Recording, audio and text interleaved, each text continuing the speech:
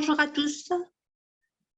Ça fait plaisir de faire partie de cette équipe, faire partie de cet événement qui est pour moi très, très important pour partager l'information scientifique et pour débattre, faire un débat un peu sur ce qui se passe, l'actualité et que les compétences humaines sont mises en valeur à travers ces journées-là, chacun dans son domaine et chacun son savoir-faire. Alors, je me présente. Je suis Dr Leila Chiarni et je suis membre d'un réseau de compétences marocain au niveau mondial qui s'appelle C3M. Ce réseau, fait partie d'une grande équipe de psychologues, de médecins, de pharmaciens dans tout le monde. Le président, c'est Dr Samir Kaddar, qui est médecin à Bruxelles. Ça fait longtemps qu'on a débuté cette organisation avec plusieurs congrès, plusieurs cours de formation, plusieurs activités volontaires. La dernière activité, comme vous savez, c'est MedHelp COVID-19. Ce COVID-19, cette activité, elle est en collaboration avec le ministère marocain et avec les différentes ambassades qui est autour du monde. Et je remercie tout le monde qui nous a aidés afin d'alléger la tristesse et la souffrance des patients et afin d'aider les patients à surmonter cette maladie. Alors, je reviens vers moi-même. Je vais vous partager un peu mon expérience. Et comme vous savez, mesdames, messieurs, Corona, c'est un phénomène à l'échelle mondiale. Mais avant Corona, plusieurs épidémies a été, oui, bien sûr, la localisation géographique était limitée, l'ampleur n'est pas la même, mais durant cette conférence, je vais partager avec vous un peu un petit résumé sur ces fièvres hémorragiques virales. Alors, dans le thème de fièvre hémorragique virale, on a différents virus, épidémiologie différente, cycles différents, réservoir animal ou insecte. Les humains ne sont pas le réservoir naturel. Certains ont une transmission de personne à personne, épidémie sporadique et irrégulière, syndrome clinique avec traits similaires, et on avait un problème que la tenue de cosmonaute augmente la peur.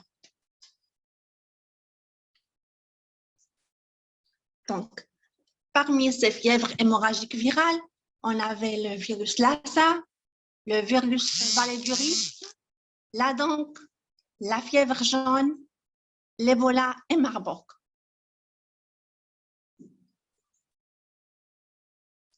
Donc, pour la dengue, l'étape première était piqûre d'un moustique infecte sur l'homme sain. Puis, on a une période d'incubation de 3 à 5 jours. Symptômes, la fièvre. Et étape 2, phase virémique, 4 à 8 jours. Et après, l'homme malade peut transmettre le virus à d'autres moustiques. Les autres symptômes sont la fièvre, le saignement, la toux, les douleurs, le vomissement. C'est donc appelé aussi donc grippe tropicale. Donc, là, on a une forte fièvre 40 degrés accompagnée de 2 symptômes suivants: céphalée et sévère douleurs rétro-orbitaires, musculaires, articulaires, nausées, vomissements, adénopathie ou éruption cutanée. Donc, on a la période d'incubation de 4 à 10 jours après la piqûre d'un moustique infecté. Le transport.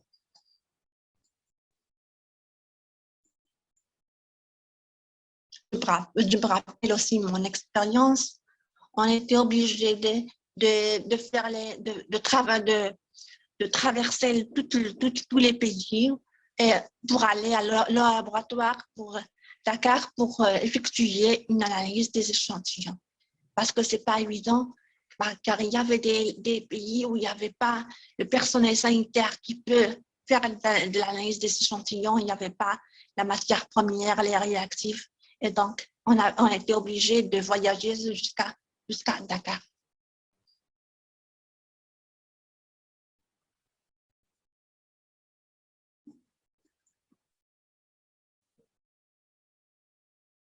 Donc, pour l'Ebola, on a période d'incubation 3 à 10 jours, tableau clinique fièvre, mal de tête, douleur musculaire, douleur abdominale, fatigue, diarrhée, dysphagie, ok, éruption cutanée, vomissement de sang, diarrhée sanglante, douleur à la poitrine, le choc, la mort, saignement et perte de vision.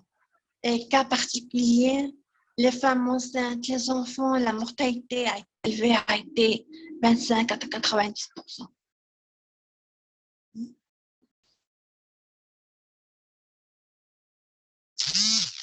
Pour les techniques d'analyse, il y avait ELISA, il y avait PCR, détection du matériel génétique, peut être sensible les 3 premiers jours de clinique. On avait le immunohistochimistrie, détection des antigènes virales, isolement culture, et les échantillons peuvent être soit le sang, soit muqueuse orale, soit une biopsie cutanée.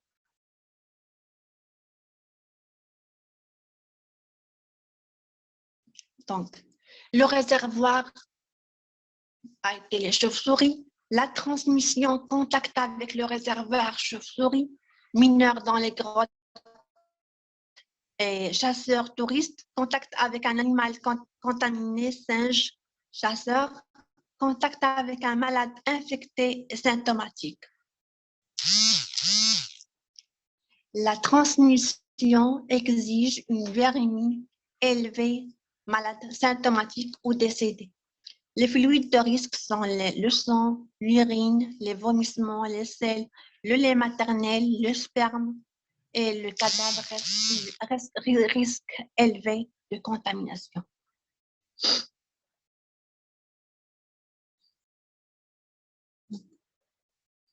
Et bien sûr, on avait des posters dans les différents hôpitaux afin de sensibiliser la population sur ces maladies pour mieux informer les gens et que la prévention a été la première étape et après on avait traitement des patients.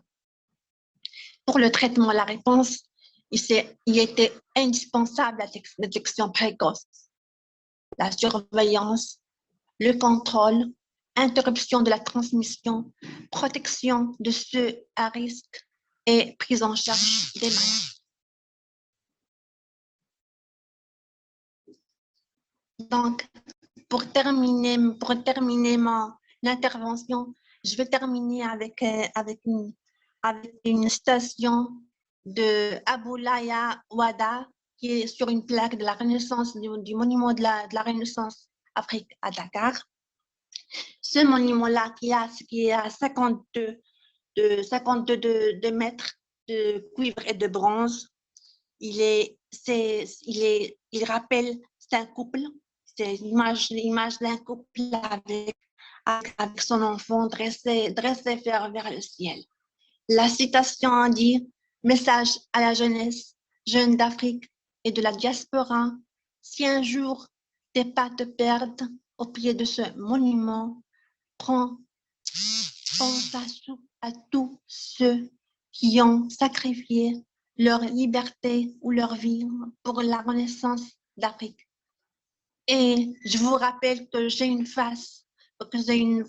page Facebook qui s'appelle Farma Leila sur le Facebook. Et pour moi, le partage des connaissances dans le domaine de la divulgation scientifique et l'éducation de santé est pour moi un devoir.